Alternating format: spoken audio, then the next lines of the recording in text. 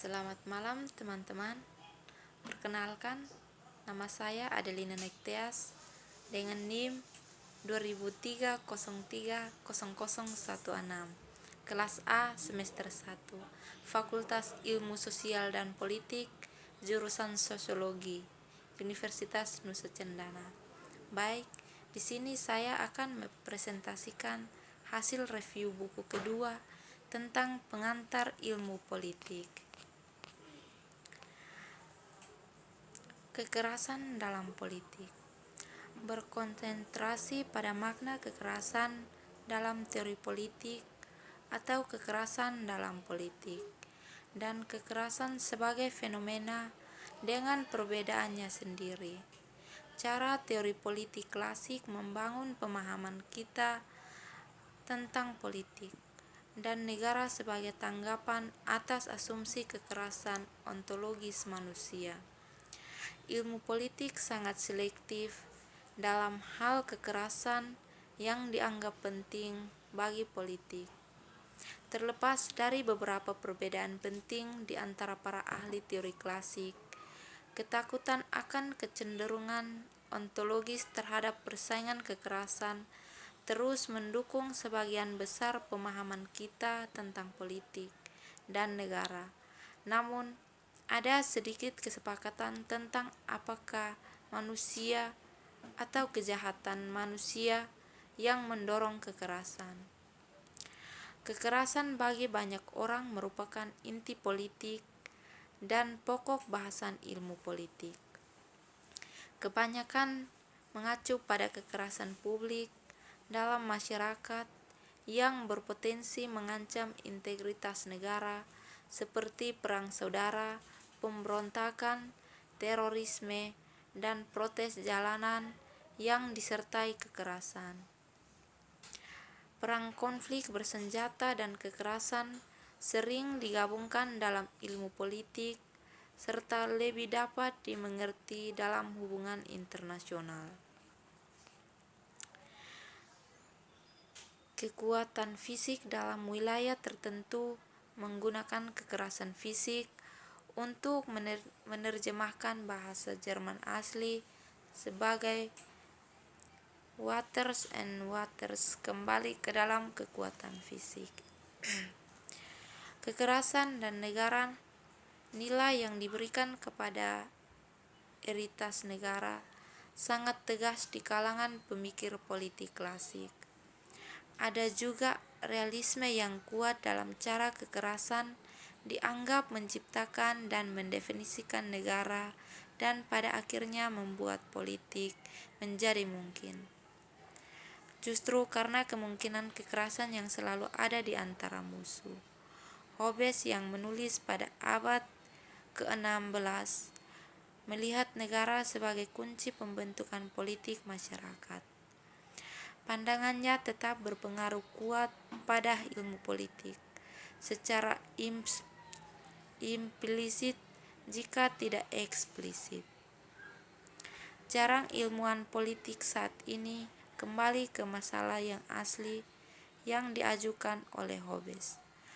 Namun, ahli teori politik dalam sebuah buku pendek yang ditunjukkan untuk masyarakat luas telah melakukannya persis seperti ini. Tujuan rincian adalah untuk menekankan pentingnya kekerasan untuk memahami asal mula politik. Pemikiran tentang kekerasan adalah titik awal untuk mempertimbangkan di mana politik berasal, apa yang membuatnya berbeda dari kegiatan lain. Ketakutan antar politik dan kekerasan atau non-politik. Dengan demikian, kasus politik stabil yang memungkinkan orang untuk menciptakan hubungan manusia berdasarkan kepercayaan dan timbal balik yang mengurangi kekerasan. Berbagai bentuk permusuhan dan kekerasan dalam kondisi manusia menjadi sasaran tentang intelektual yang serius. Kita mengenali perbedaan penting antara konflik dan kekerasan dalam politik, karena tujuannya adalah untuk menunjukkan bahwa model politik agonistik, kompatibel dengan tatanan demokratis daripada otoritas, perintah dan taat, serta tidak membutuhkan peran konstitutif dari penguasa. Dari aspeknya, kekerasan telah dianalisis tanpa henti melalui ekspresi khusus, khususnya seperti kekerasan yang diarahkan sendiri, antar pribadi atau kolektif, pribadi atau publik.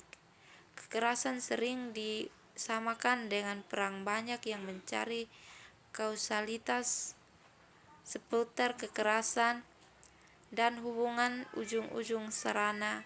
Yang lain mencoba menjelaskan logika kekerasan histori dan terletak ada upaya penting untuk menunjukkan bagaimana hanya beberapa kekerasan yang diakui seperti itu dan seberapa kekerasan salah dikenali. Wawasan dalam penyangkalan manusia tentang kekerasan dapat ditemukan dalam eksplorasi di mana pengorbanan merupakan tindakan kekerasan yang dilakukan pada korban pengganti. Pengorbanan dalam masyarakat primitif setara dengan sistem peradilan saat ini, yaitu untuk mencegah serangkaian pembalasan dan kekerasan tak terbatas yang tak akan dilepaskan. Kita menyadari bahwa hal ini karena kita telah kehilangan rasa takut akan kekerasan timbal balik di beberapa bagian dunia.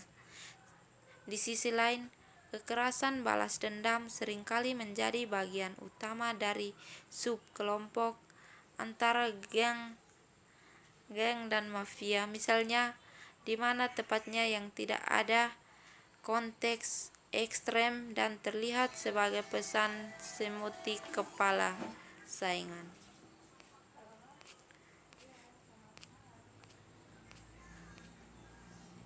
Kekerasan karena aksi strategis dan kekerasan struktural akan tetap meliputi tatanan politik manapun.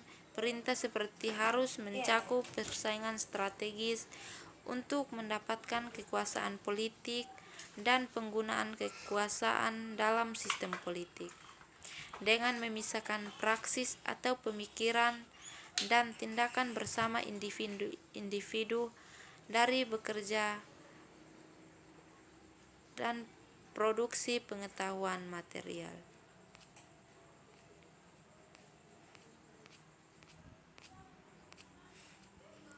Rasa perwujudan abstrak terakhir diakhiri dengan pertanyaan, bagaimana kekerasan dipahami tanpa politik?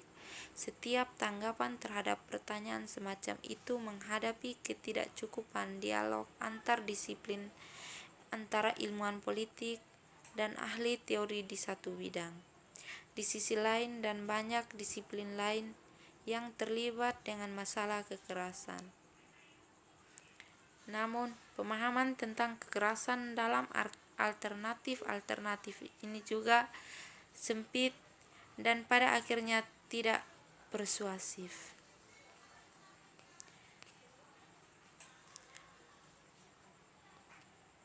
Sekian dan terima kasih.